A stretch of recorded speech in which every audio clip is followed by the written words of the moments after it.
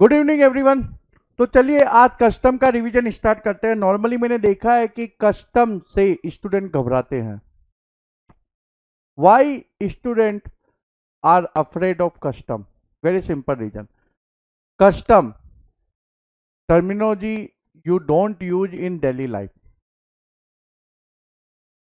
Okay, so that's why students think custom is very complicated, but they are wrong.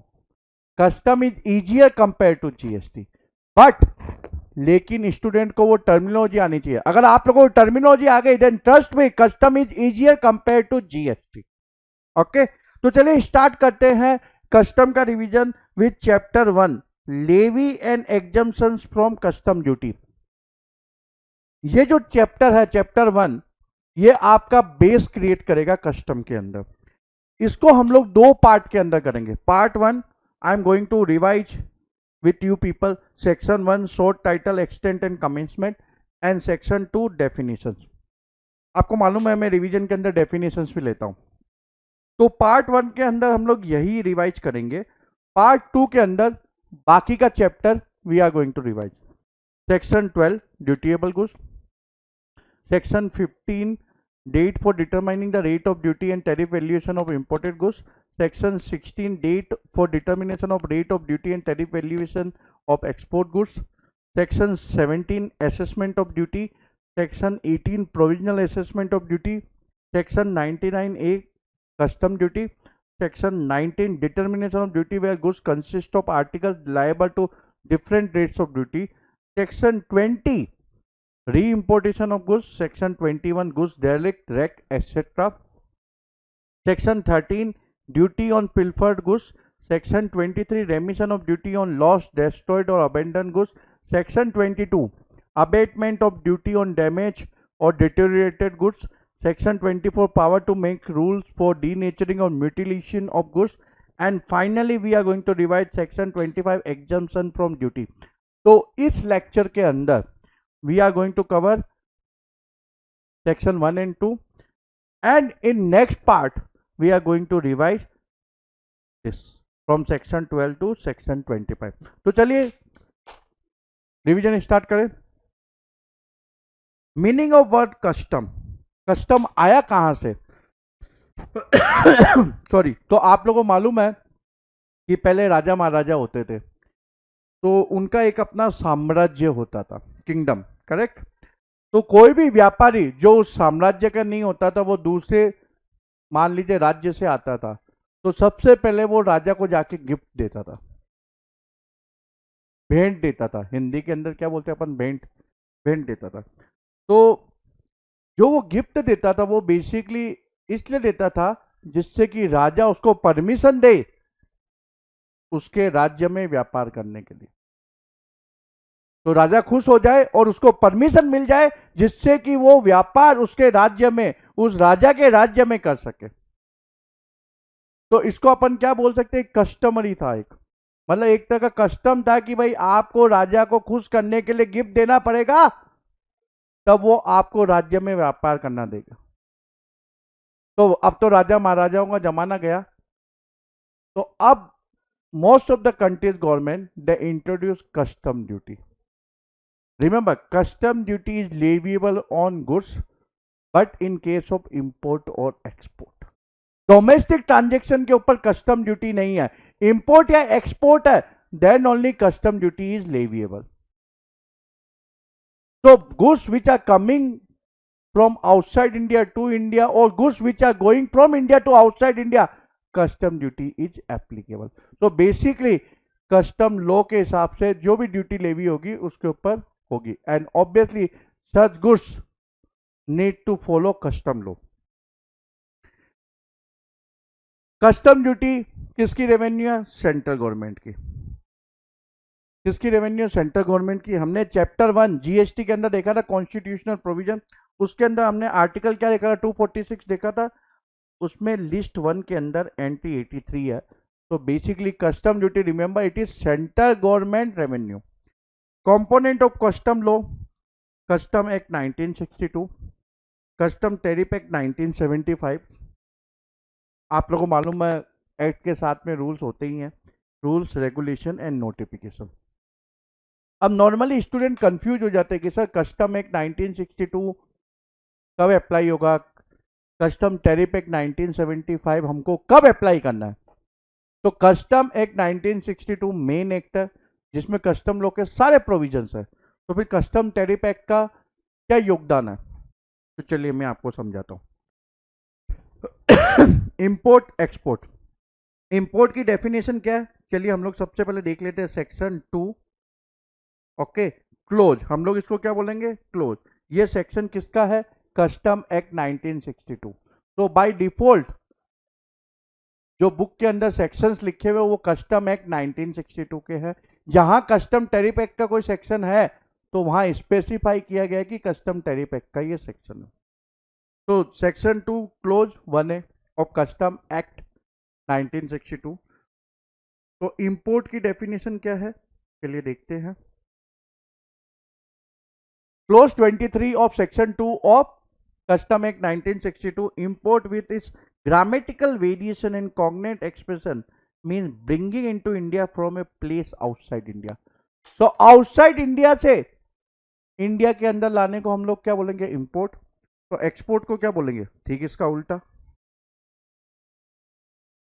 Export is basically taking out of India to a place outside India according to clause 18 of section 2 of custom act 1962।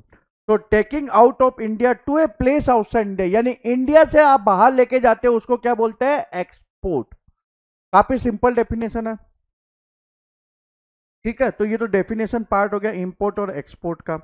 Import duty, तो import होता है तो custom के अंदर import duty applicable होती है, और export होता है तो एक्सपोर्ट ड्यूटी एप्लीकेबल होती है। तो क्या ड्यूटी एप्लीकेबल होती है वो तो आप लोगों ने डिटेल में पढ़ी है। तो बेसिक कस्टम ड्यूटी लेवी होती है, तो वो लेवी किसके अंदर होती है, कस्टम एक्ट 1962 के हिसाब से। तो लेवी एंड कलेक्शन कैसे हो, किसके प्रोविजन के हिसाब से होगा, कस्टम एक्ट 1962 के हिसाब से।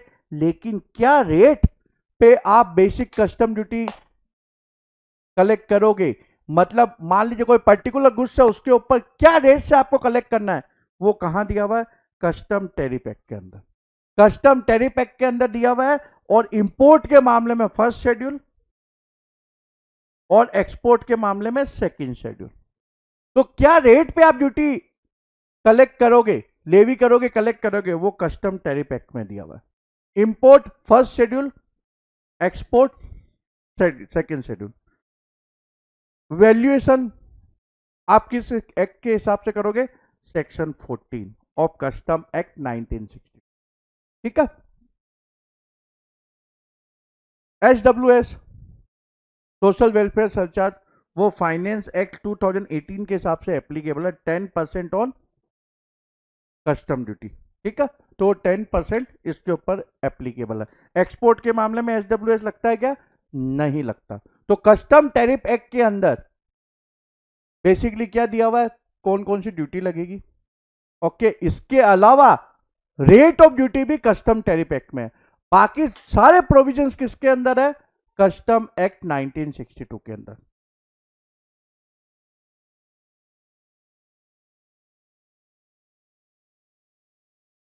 What is the difference between rules and regulation, तो दो एक्ट है, custom act, custom tariff act. Rules is basically made by home, central government. Regulation कौन बनाता है, CBIC। ऑथोरिटी, सेंट्रल गवर्नमेंट अगर रूल्स नोटिफाई कर रही है तो उनको किसी सेक्शन के अंदर ऑथोरिटी होनी चाहिए। तो section 156 of custom act 1962 basically empower the central government for rules, and section 157 of custom act 1962 empower the CBIC to make regulation। तो CBIC रेगुलेशन बनाएगी, रूल्स कौन बनाएगा, गवर्नमेंट। कंसिस्टेंटी, तो रूल्स आपको मैंने GST के अंदर भी बताया था कि it must be consistent with act, okay, act provision. Regulation should be in sync with act as well as rules provision, okay. Section 1 short title extent and commencement, तो एक्ट का नाम क्या है, custom act 1962। and it extend to whole of India, and it also applies also to any offense or contravention thereunder committed outside India by any person.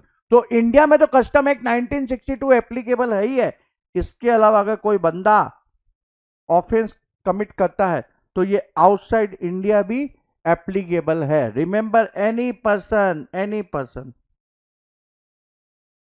Okay, तो चलिए अब definition देखते हैं. दो डेफिनेशन तो हम देख चुके हैं इंपोर्ट एक्सपोर्ट की, बाकी की डेफिनेशन देख लेते हैं. Clause 1 of section 2 of custom act 1962, adjudicating authority. Adjudicating authority बहुत ही सिंपल डेफिनेशन है.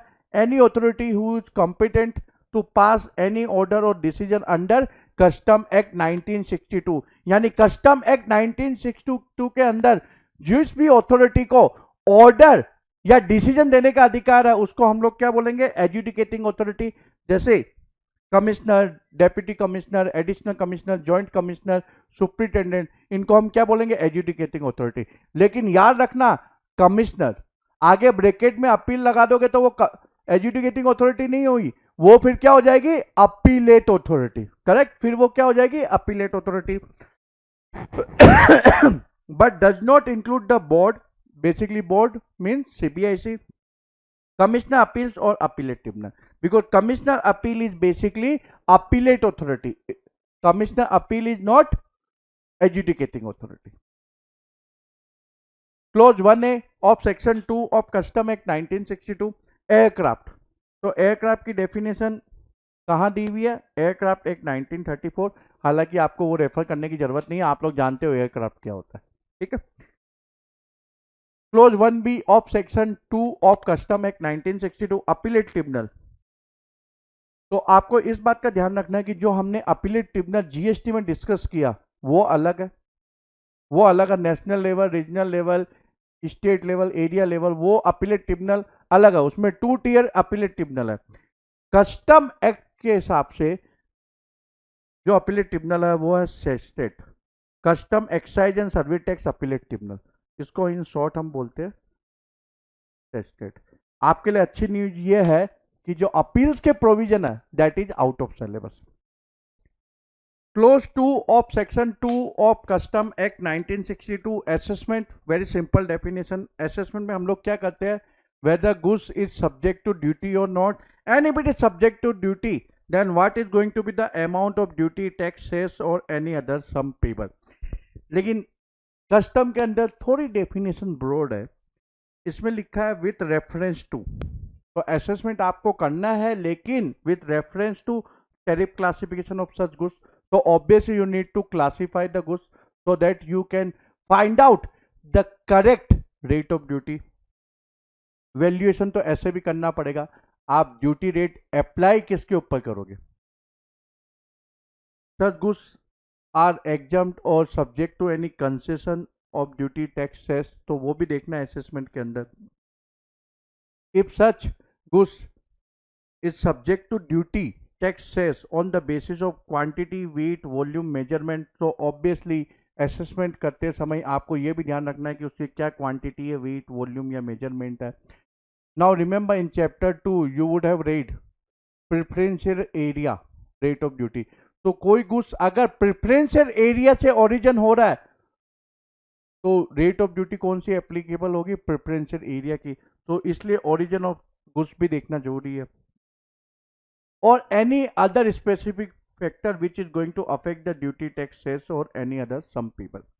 तो assessment basically dutiability of any goods आपको चेक करना है और क्या अमाउंट का टैक्स ड्यूटी एप्लीकेबल होगा उसका डिटर्मिनेशन. इसको हम क्या बोलते हैं, असेसमेंट.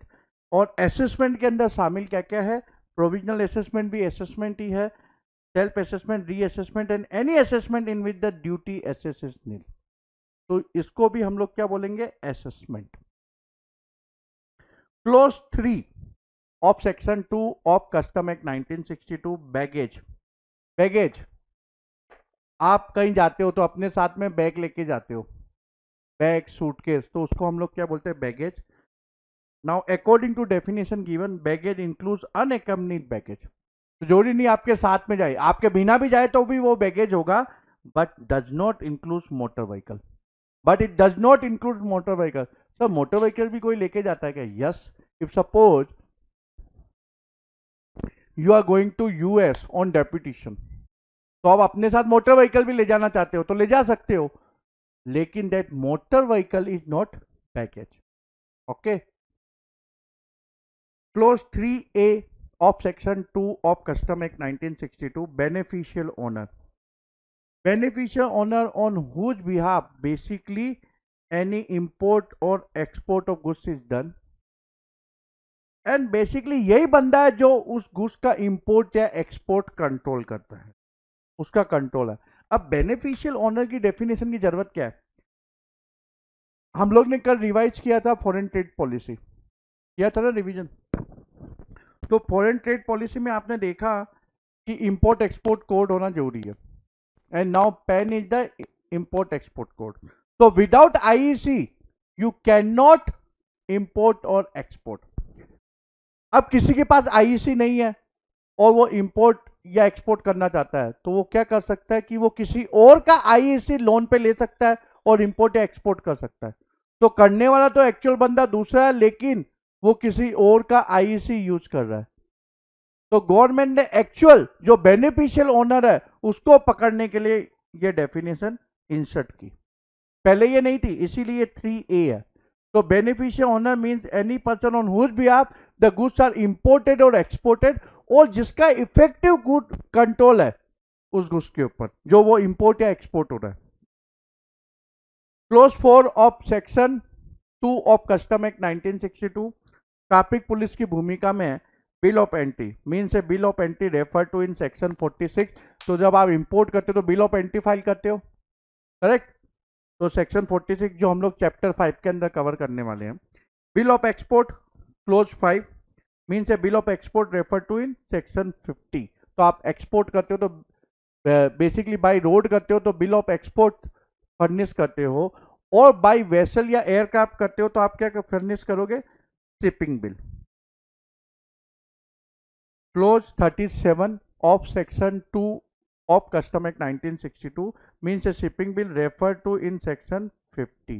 तो वेसल या एयरक्राफ्ट के थ्रू अगर आप एक्सपोर्ट कर रहे हो तो आप शिपिंग बिल फाइल करोगे। बाय रोड अगर आप एक्सपोर्ट कर रहे हो तो आप बिल ऑफ एक्सपोर्ट फाइल करोगे। Okay, close 6 of section 2 of custom act 1962 board. Board definition very simple, चाहे वो जीएसटी के अंदर हो या कस्टम के अंदर, CBIC, central board of indirect taxes and custom. Clause 7 coastal goods. अब ये कोस्टल गुड्स क्या होता है?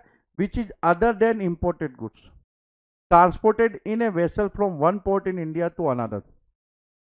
So let's say you would like to transport the goods from Kolkata to Chennai। From Kolkata to Chennai आपको ट्रांसपोर्ट करना है, तो आप कैसे ट्रांसपोर्टेशन कर सकते हो? आप बाय रोड कर सकते हो, एयरक्राफ्ट के थ्रू कर सकते हो, ओके, रेल भी यूज कर सकते हो, और वेसल भी यूज कर सकते हो, क्योंकि कोलकाता में भी पोर्ट है, चेन्नई में भी पोर्ट है। तो नॉर्मली क्या होता है कि जब सी के रास्ते से कोई गुड्स आता है तो हम लोग बोलते हैं इंपोर्ट हो गया, इंपोर्ट हो गया, करेक्ट? तो कोस्टल गुड्स बेसिकली क्या है कि within the country if you are transporting goods from one port to another port through vessel, then it is coastal goods. तो obviously it is not imported goods, क्योंकि कलकत्ता से अगर आप चेन्नई लेके जा रहे हो या चेन्नई से मुंबई भेज रहे हो through vessel, then obviously it is not imported goods. Clause 7A of section 2 of custom act 1962 commissioner appeal. तो जिसका कमिश्नर अपील के रूप में अपॉइंटमेंट हुआ उसको हम लोग क्या बोलेंगे? Commissioner appeal. Clause 8 of section 2 of custom act 1962 principal commissioner of custom और commissioner of custom includes additional commissioner of custom, but इसके अंदर चैप्टर 15 वाले शामिल नहीं होंगे। चैप्टर 15 किससे रिलेटेड है? Appeals and revision. तो मान लीजिए कोई कमिश्नर, उसके आगे ब्रैकेट में अपील लिखा हुआ है, तो वो क्या हो गया? अपीलेट अथॉरिटी हो गया, वो अपीलेट अथॉरिटी हो गया, करेक्ट? तो वो एजुडिकेटिंग अथॉरिटी नहीं होगा, हमने पहले डिस्कस कर लिया। तो प्रिंसिपल कमिश्नर ऑफ कस्टम और कमिश्नर ऑफ कस्टम के अंदर अगर कमिश्नर अपील है तो वो शामिल नहीं होगा, लेकिन एडिशनल कमिश्नर ऑफ कस्टम भी शामिल होगा। Remember, You can say these are adjudicating authority.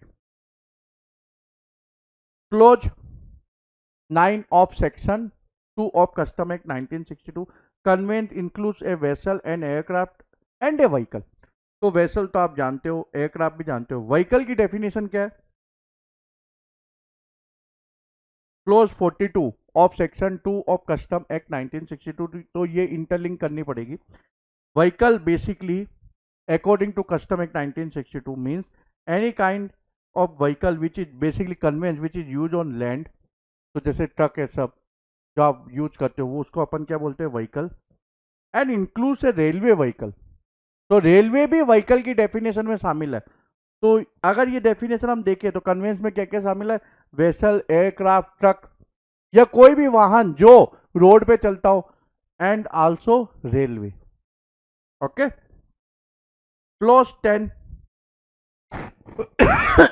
Custom airport. बहुत ही सिंपल डेफिनेशन है जिसका अपॉइंटमेंट गवर्नमेंट ने कस्टम एयरपोर्ट के रूप में किया. तो बेसिकली हर एयरपोर्ट कस्टम एयरपोर्ट नहीं होता. तो आपने देखा होगा इंडिया में काफी एयरपोर्ट है, उनमें से कुछ एयरपोर्ट को गवर्नमेंट ने नोटिफाई किया है कस्टम एयरपोर्ट के रूप में. अगर गवर्नमेंट नोटिफाई नहीं करेगी तो उस किसी भी एयरपोर्ट से आप इंपोर्ट एक्सपोर्ट नहीं कर सकते. अगर वो कस्टम एयरपोर्ट के रूप में नोटिफाई है तभी वहां से इंपोर्ट या एक्सपोर्ट किया जा सकता है. And it is also going to include air freight station. अब आपने देखा होगा कि नॉर्मली जैसे मुंबई एयरपोर्ट है, तो मुंबई एयरपोर्ट से एकदम नजदीक में आप एयर फ्रेट स्टेशन देखोगे. अब एयरपोर्ट की ऑब्वियसली स्पेस लिमिटेड होती है और इंपोर्ट एक्सपोर्ट के कंसाइनमेंट बड़े होते हैं.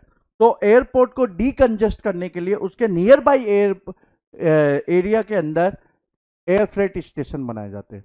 तो custom airport includes air freight station. Okay. तो ये जैसे एग्जांपल के रूप में मान लीजिए एयरपोर्ट है मुंबई एयरपोर्ट, इसके नजदीक में एयर फ्रेट स्टेशन है. Custom area. Close 11 of section 2 of custom act 1962. so it basically includes custom station और a warehouse जिस एरिया के अंदर बेसिकली इंपोर्टेड गुड्स या एक्सपोर्ट गुड्स रखा जाता है, तो उसको हम क्या बोलते हैं? Custom area. Okay. Custom port. तो कस्टम एयरपोर्ट की हमने क्या डेफिनेशन देखी थी, वैसे कस्टम पोर्ट की जो गवर्नमेंट ने नोटिफाई किया कस्टम पोर्ट के रूप में. And it is also going to include inland container depot. अब इनलैंड कंटेनर डिपो क्या होता है? तो जैसे मुंबई के अंदर जेएनपीटी पोर्ट है, तो मुंबई के अंदर जेएनपीटी पोर्ट है. अब पोर्ट तो वहीं हो सकता है जहां सी हो. दिल्ली के नजदीक कोई सी है क्या? नहीं है. तो दिल्ली के अंदर पोर्ट है क्या? नहीं है. बेंगलोर के नजदीक में पोर्ट है क्या? नहीं है, क्योंकि सी नहीं है. अब ये इंडस्ट्रियल टाउन्स है, जैसे दिल्ली हुआ, बेंगलोर हुआ, या पुणे ले लीजिए. तो पुणे के नजदीक भी सी नहीं है. मुंबई यहाँ है, पुणे मान लीजिए यहाँ है, ठीक है. लेकिन पुणे के नजदीक में जो तलेगांव चाकन है वो इंडस्ट्रियल टाउन्स है, ठीक है, लेकिन वहां कोई पोर्ट नहीं है. तो जैसे वहां फॉक्स वैगन की फैक्ट्री है, मर्सिडीज की फैक्ट्री है, वीडियोकॉन की है, एलजी की है, बजाज ऑटो, ये सब काफी फैक्ट्री आज है. तो ये इंडस्ट्रियल टाउन है. अब अगर इनको इंपोर्ट एक्सपोर्ट करना है तो इनके पास क्या ऑप्शन है कि उनको जेएनपीटी पोर्ट जो नियरेस्ट पोर्ट है मुंबई, वहां जाना पड़ेगा. तो obviously it is going to be time consuming. तो इसलिए गवर्नमेंट ने इंडस्ट्रियलाइजेशन को बढ़ावा देने के लिए इनलैंड कंटेनर डिपो एस्टेब्लिश किया है. तो ये बेसिकली हम लोग बोल सकते हैं ड्राई पोर्ट, क्योंकि ये सी के नजदीक नहीं है इसलिए ड्राई पोर्ट है. तो इंडस्ट्रियल टाउन के बाजू में गवर्नमेंट ने इनलैंड कंटेनर डिपो एस्टेब्लिश किया है. यहां से कोई भी इंपोर्टर या एक्सपोर्टर इंपोर्ट या एक्सपोर्ट कर सकता है.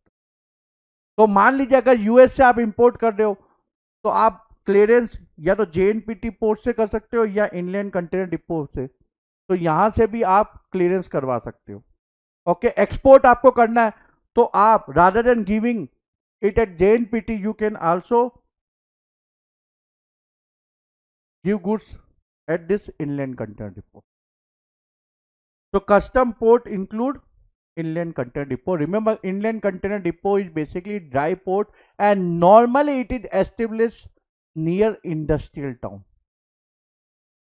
Close 13 custom station. तो कस्टम स्टेशन के अंदर कस्टम एयरपोर्ट भी शामिल है, कस्टम पोर्ट भी शामिल है. इसके अलावा international courier terminal, foreign post office या लैंड कस्टम स्टेशन. अब लैंड कस्टम स्टेशन भी होते हैं, क्या होते हैं ना, अगर आपको बांग्लादेश कंसाइनमेंट भेजना है तो आप बाय लैंड भी भेज सकते हो. बांग्लादेश से कुछ इंपोर्ट करना तो आप बाय लैंड भी कर सकते हो. तो custom station is basically includes all this custom port, airport, foreign post office, international courier terminal and land custom station. तो कस्टम एयरपोर्ट, पोर्ट की डेफिनेशन देख ली, कस्टम स्टेशन की हमने देख ली. अब चलिए इंटरनेशनल कोरियर टर्मिनल की डेफिनेशन क्या है वो भी देख लेते हैं. तो पहले उसके पहले फॉरेन पोस्ट ऑफिस क्या है, जिसका गवर्नमेंट ने अपॉइंट किया है as a foreign post office. बहुत सिंपल सी डेफिनेशन है. फिर international courier terminal means any place appointed under clause F of subsection 1 of section 7 to be an international courier terminal.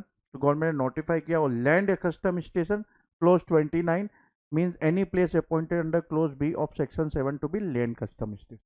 तो custom port, airport, foreign post office, international courier terminal या land custom station जिसका government ने appointment किया है. लेकिन याद रखना, custom airport में एयर फ्रेट स्टेशन शामिल है एंड कस्टम पोर्ट के अंदर इनलैंड कंटेनर डिपो यानी आईसीडी भी शामिल है.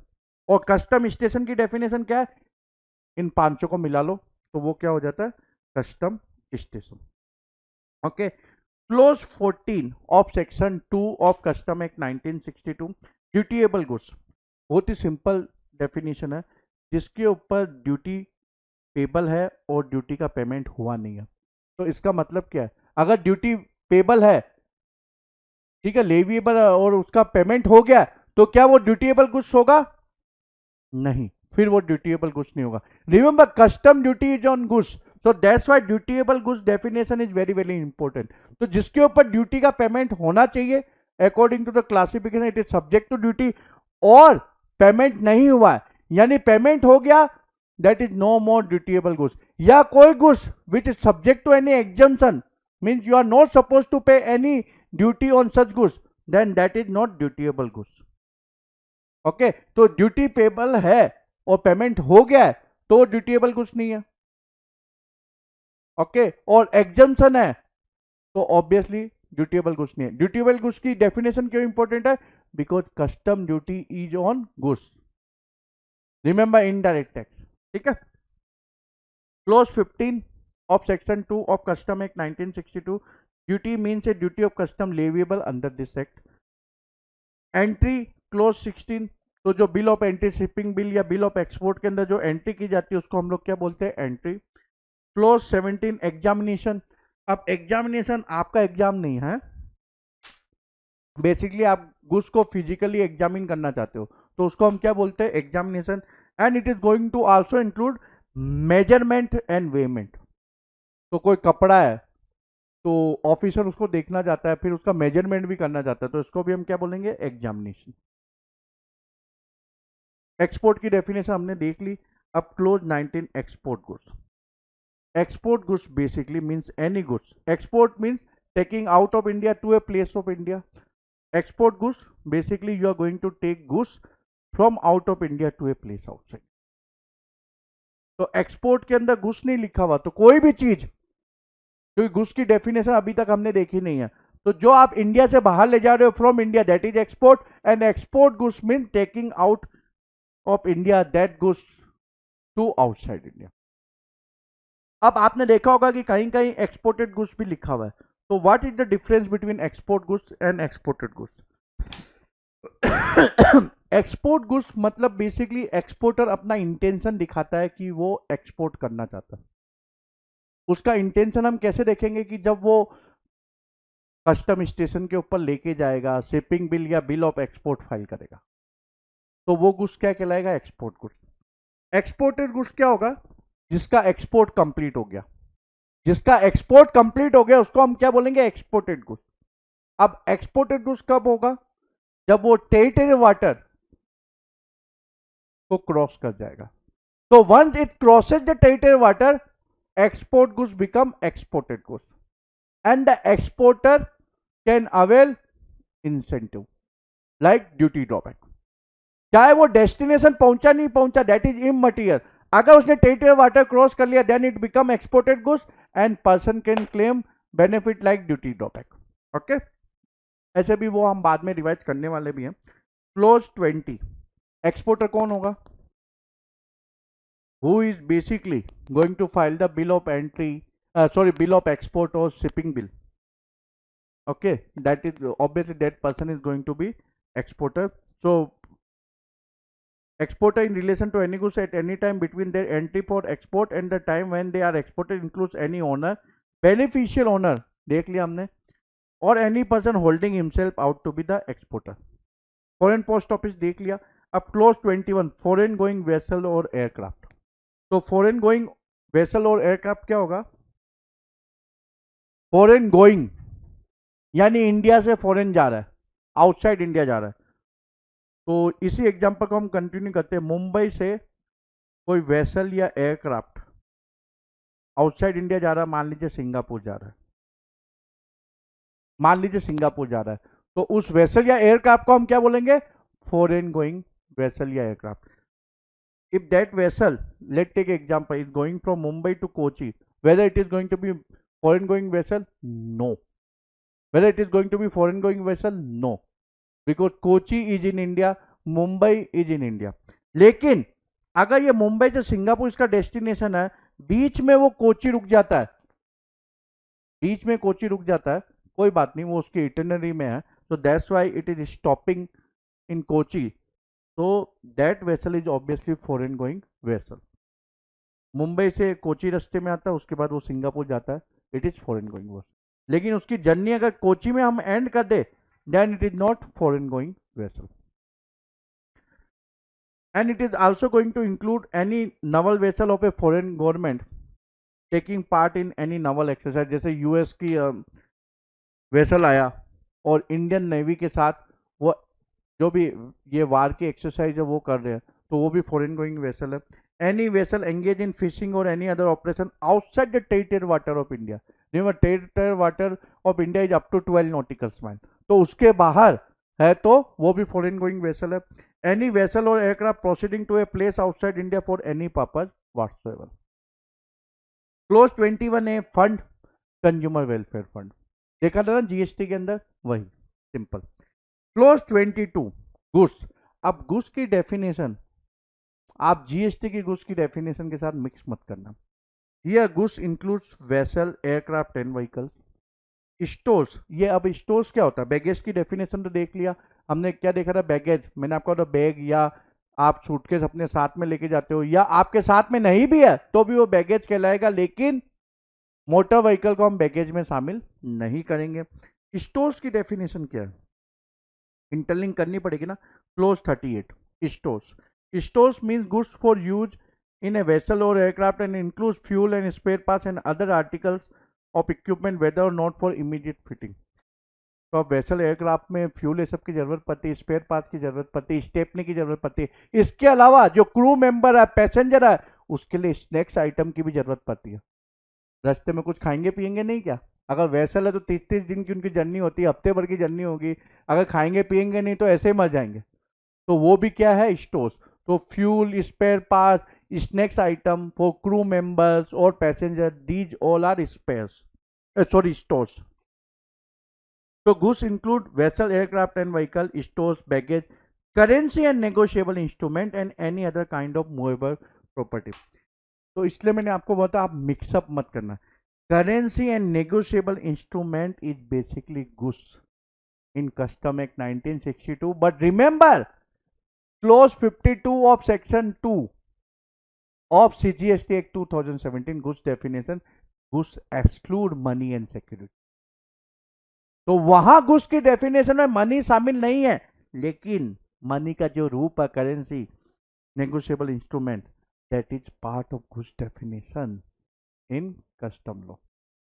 तो इसलिए मिक्सअप मत कर देना. जीएसटी में शामिल नहीं है, लेकिन करेंसी, नेगोशिएबल इंस्ट्रूमेंट कस्टम के अंदर गुड्स की डेफिनेशन में शामिल है. यानी इसका इंपोर्ट या export it can be subject to custom duty. Okay, import देख लिया हमने। Clause 24 of section 2 of custom act 1962, arrival manifest, import manifest या इंपोर्ट रिपोर्ट बेसिकली जो सबमिट की जाती है सेक्शन 30 के हिसाब से, वो सिंपल है। वेसल के अंदर क्या क्या सामान है, क्या अनलोड होने वाला है, क्या आगे कंटिन्यू करने वाला है। मतलब मान लीजिए कोई वेसल यूएस से आया, ठीक है, वो मुंबई जा रहा है, तो यूएस से मुंबई पोर्ट, मुंबई पोर्ट से मान लीजिए कोची पोर्ट, उसकी इटनरी में फिर सिंगापुर।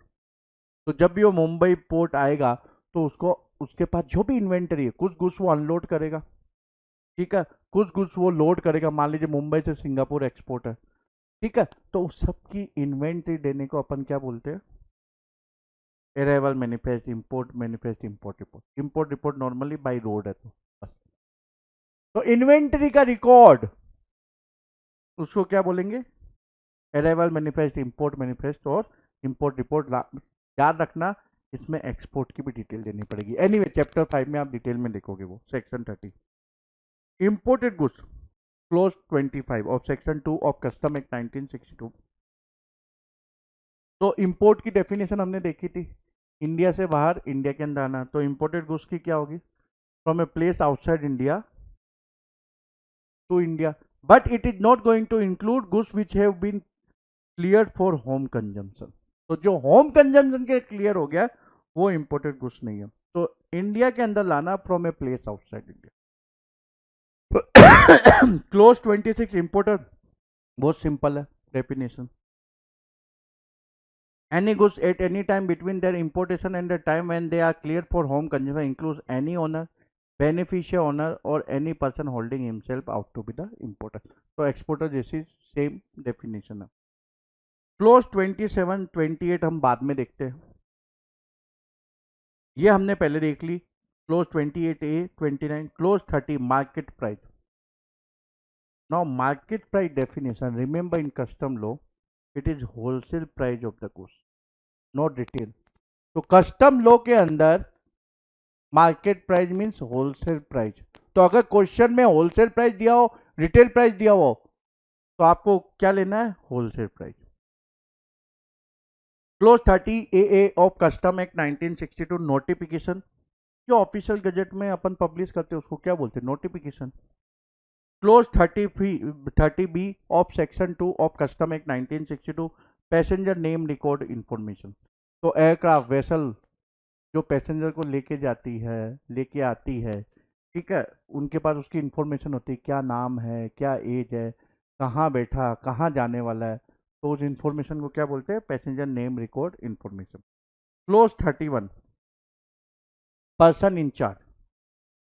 अब कन्वेंस का कोई पर्सन इंचार्ज होगा जिससे कि उसकी रेस्पॉन्सिबिलिटी हो, गवर्नमेंट बोल सके कि बॉस ये बंदा रेस्पॉन्सिबल है, जो भी फॉर्मेलिटीज कंप्लीट करनी है, जो भी मेरे को रिपोर्ट चाहिए ये बंदा देगा, और कुछ गड़बड़ हुई तो मैं इसके ऊपर पेनल्टी लेवी कर सकती हूँ। तो पर्सन इंचार्ज कौन है?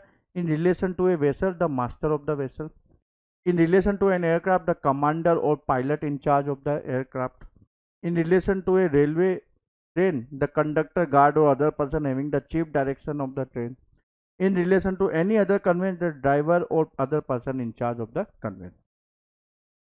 Clause 32 prescribe means basically prescribed by regulation made under this act। Prohibited goods means basically any goods of which import or export is subject to prohibition। Prohibited है, चाहे import या export, तो उसको हम क्या बोलेंगे? Prohibited goods. But it is not going to include if any goods which you can import और export after satisfying condition. तो अगर गवर्नमेंट बोले कि इस कंडीशन, ये आपको कंडीशन सेटिस्फाई करनी है, आप इंपोर्ट एक्सपोर्ट कर सकते हो, तो वो प्रोहिबिटेड गुड्स नहीं है। तो वो प्रोहिबिटेड गुड्स नहीं है क्योंकि आप कंडीशन सेटिस्फाई करके देन यू कैन इंपोर्ट या एक्सपोर्ट। प्रॉपर ऑफिसर जिसको बेसिकली ऑथराइज किया है कि भाई तू प्रॉपर ऑफिसर है, ठीक है, वही डेफिनेशन होगी इसकी। तो बहुत सिंपल डेफिनेशन, आपको याद करने की भी जरूरत नहीं है। क्लोज 35 रेगुलेशन, तो जो सीबीआईसी इश्यू करेगा, हमने सेक्शन भी देखा था 157 था ना, क्या था, सेक्शन 157 एम्पावर करता है, करेक्ट, ठीक है। तो जो वो इशू करता है उसको क्या बोलते हैं, regulation, using power given in section 157। Then clause 36 rules कौन प्रेस्क्राइब करेगा, सेंट्रल गवर्नमेंट। शिपिंग बिल हमने डिस्कस कर लिया, बिल ऑफ एक्सपोर्ट किसके लिए होगा, by road, shipping bill if you are exporting through vessel और एयरक्राफ्ट। 38 हमने डिस्कस कर लिया, stores, fuel, spare part, snacks for crew members, passenger. Smuggling, daily life में भी आप लोग सुनते होंगे, गोल्ड की स्मगलिंग के बारे में बहुत सुनते हो। तो according to custom law import या एक्सपोर्ट नहीं है तो उसको हम क्या बोलते हैं, स्मगलिंग। तो improper importation, improper exportation. Close 40 tariff value. तो कस्टम के अंदर आप लोग सेक्शन 14 के अंदर देखोगे, क्लोज सब सेक्शन 2 के अंदर कुछ आइटम्स का सीबीआईसी ने रेट नोटिफाई कर दिया, वैल्यू नोटिफाई कर दिया, नॉट रेट, रेट तो ऐसे भी नोटिफाई होगी, वैल्यू नोटिफाई कर दिया। तो फिक्स प्राइस है। तो जैसे आप गोल्ड इंपोर्ट करते हो तो मान लीजिए ट्रांजेक्शन वैल्यू गोल्ड इंपोर्ट पर 50,000 फॉर 10 ग्राम है, लेकिन सीबीआईसी ने नोटिफाई किया हुआ है 48,000। तो आप किसी भी वैल्यू पे वो इंपोर्ट करो, whatever may be the transaction value, you need to pay duty according to this. Okay, आपने ज्यादा में किया, कम में किया, irrespective of that, irrespective of the transaction value, if CBIC has notified tariff value, then you need to take that. Okay, clause 41 value. So value basically we are going to understand in section 14 provision related to value, but subsection 1 basically transaction value या subsection 2 tariff value, ठीक है, उसको हम लोग क्या बोलेंगे, value.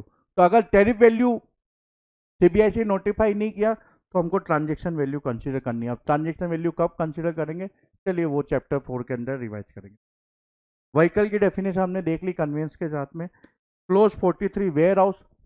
तो public warehouse, private warehouse या स्पेशल वेयर हाउस को हम वेयर हाउस बोलेंगे।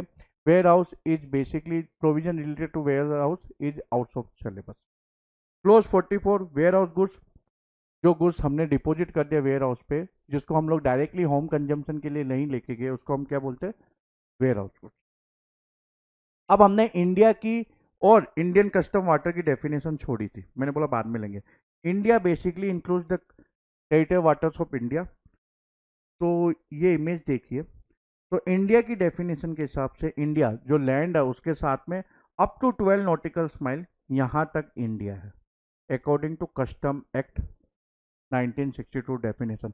अब इसको आपको जीएसटी की डेफिनेशन के साथ इंटरलिंक करना। जीएसटी के अंदर इंडिया की डेफिनेशन यहां तक ली गई है, अप टू 200 नॉटिकल माइल, आप जाके देख लेना, ठीक है। तो जीएसटी के हिसाब से इंडिया जो लैंड है प्लस 200 नॉटिकल माइल है, ठीक है, प्लस 200 नॉटिकल माइल है। लेकिन कस्टम एक्ट के हिसाब से, कंफ्यूज मत होना, एमसीक्यू का क्वेश्चन आएगा तो देख लेना कि कस्टम एक्ट के हिसाब से पूछा है या जीएसटी एक्ट के हिसाब से पूछा है। जीएसटी एक्ट के हिसाब से India is up to 200 nautical mile, but according to custom act 1962 India is up to 12 nautical mile. Okay, and custom, Indian custom water is up to 200 nautical mile. तो GST में जो India की definition है वो basically Indian custom water की definition है। Custom act के हिसाब से, again I am repeating, India is up to 12 nautical mile, and according to GST, CGST act 2017, India is up to 200 nautical mile. Now what is the significance of Indian custom water? Important question, काफी बार ये descriptive question पूछा गया exam के अंदर। तो let's say if custom proper officer had reason to believe that any person in India or within the Indian custom water has committed any offense, तो वो उस बंदे को अरेस्ट कर सकता है इंडियन कस्टम वाटर में। या कोई वेसल है जो यूज किया गया है स्मगलिंग के लिए, ओके, या कोई एनिमल है या कोई व्हीकल है या एयरक्राफ्ट है, तो उसको वो कंपेल कर सकता है लैंड करने के लिए। या मान लीजिए कोई वेसल, उसको कंस्ट्रक्ट किया गया इंडियन कस्टम वाटर में या अडेप्ट किया गया, अल्टर किया गया, जिससे कि मतलब बेसिकली स्मगलिंग की जा सके या और कुछ किया जा सके, बेसिकली इम्प्रॉपर इंपोर्टेशन एक्सपोर्टेशन, मतलब according to not custom act कुछ किया जा सके, तो that is going to be liable to confiscation. Custom officer has been empowered to search any person in Indian custom water who has secreted about his person any goods liable to confiscation or any document relating to thereto. Okay. Any goods which are brought within the Indian custom water for the import from the place outside India, contrary to the provision of Custom Act or any other law for the time being in force, shall be liable for confiscation. So this is the significance of Indian custom water. Remember these sections, section 132, 133, 135, 135A, 136, 104, 106, 115, 100, 111, these are out of syllabus. So good news for you people. तो part one यहाँ complete होता है. Part two के अंदर हम ये बाकी का जो चैप्टर है वो रिवाइज करेंगे. Thank you very much. Bye bye.